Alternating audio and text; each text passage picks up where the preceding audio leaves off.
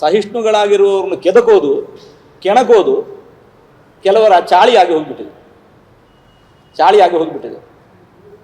ಸಹಿಷ್ಣುಗಳಾದನ್ನು ಕೂಡ ಕೆಣಕಬೇಕು, ಹಾಗೆ ಕೆಣಕಿ ಒಂದಿಷ್ಟು ಗೊಂದಲ ಸೃಷ್ಟಿ ಮಾಡಬೇಕು,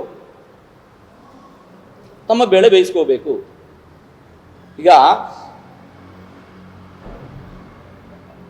ಪಂಗಡವನ್ನು ಸಮಾಜದ ಎರಡು ಪ್ರಮುಖ ಪಂಗಡಗಳನ್ನು ಒಡೆಯೋದು, ಅಲ್ಲಿ ಬೆಂಕಿ ಹಚ್ಚೋದು ಏನು ಕಷ್ಟದ ಕೆಲಸ ಅಲ್ಲ. ಈಗ ಮಣಿಪುರದಲ್ಲಿ ಬೆಂಕಿ ಹಚ್ಚಿದ್ದಾಗಿದೆ, ಇವತ್ತಿಗಾದರೂ ಅದನ್ನು ತಡೆಸಲಿಕ್ಕೆ ಸಾಧ್ಯ ಆಯಿತಾ? ಹಾಗಿರುವಾಗ ರಾಜಕೀಯ ನಾಯಕರು, ಮುಖಂಡರು ಅನ್ನುವಂತಹವರು ಇಂತಹ ಬೇಜವಾಬ್ದಾರಿ ಹೇಳಿಕೆಗಳನ್ನು ಕೊಡ್ತಾರೆ ಅಂತಂದರೆ ಸಮಾಜ ಅಂತವರು ಮೊದಲು ದೂರ ಇಡಬೇಕು.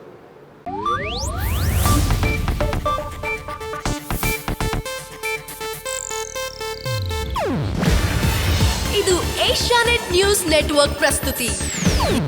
ನೀವು ನೋಡ್ತಿದ್ದೀರಾ ಏಷ್ಯಾನೆಟ್ ಸುವರ್ಣ ನ್ಯೂಸ್.